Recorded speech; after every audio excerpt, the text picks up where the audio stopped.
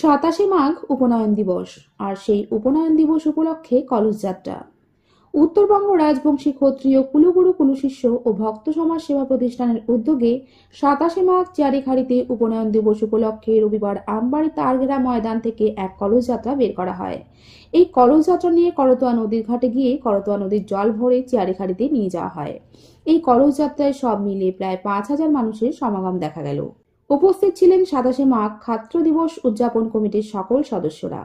কমিটির সদস্য কৃষ্ণ দাস জানায়, করতোয়া নদী থেকে কলস যাত্রা শুরু হচ্ছে। চিওয়ারিখালি যে আমাদের মন্দির আছে সেখানে আমাদের সমাপ্তি ঘটবে। সেখানে আমাদের আজকে অধিবাস আছে, কালকে পুজো আছে কুলগুরুদের, তা আমরা সেই যাত্রাই করছি। আমাদের কলস যাত্রা আমরা শুরু করিম হচ্ছে করতোয়া নদী, এই যে আমবাড়ির যে করতোয়া নদী আছে ওটা থেকে শুরু করিম, শেষ করিম চিওয়ারিখালি যে মন্দির আছে সেই জায়গায় শেষ করিম। প্রায় 10,000-এর উপর মহিলা অংশগ্রহণ করেছে। আমার মা বোন যা আছে প্রায় 10,000-এর উপর। বার্তা একটাই দিম, সাম্যের বার্তা। বার্তা একটাই দিম, ঐক্যের বার্তা। বার্তা দিম আমার উত্তরবঙ্গে রাজবংশীর যে কৃষ্টি কালচার, এই কৃষ্টি কালচার সব জাতি ধর্মের জন্য, এবং আমার পঞ্চানন বর্মা যেভাবে সব জাতিক একত্রিত করার আহ্বান জানাইছে তাকে অনুসরণ করিয়া আজই আমার এই কলস যাত্রা শুরু করেছে। এই বছরই প্রথম এরকম যাত্রা দেখা গেল, কেন? কারণ হচ্ছে যেভাবে অশান্তির বাতাবরণ চারিপাশে, উত্তরবঙ্গের মাটি প্রত্যেক সময়ের জন্য কইছে নরূপে নারায়ণ, নরের সেবাই নারায়ণের সেবা।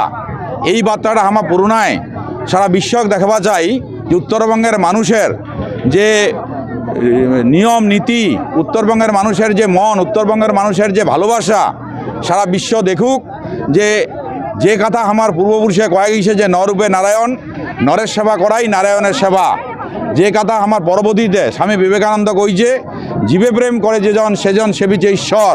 কিন্তু আমার পুরোনো কথা কয়ে গেছে, বুড়া বুড়িগুলো আমার কয়ে গেছে, আমার বিভিন্ন কথার মধ্যে আছে কথিত আছে যে নরূপে নারায়ণ, নরের পূজা করা মানে নারায়ণের পূজা করা। বহু আগে কয়ে গেছে, বহু আগে।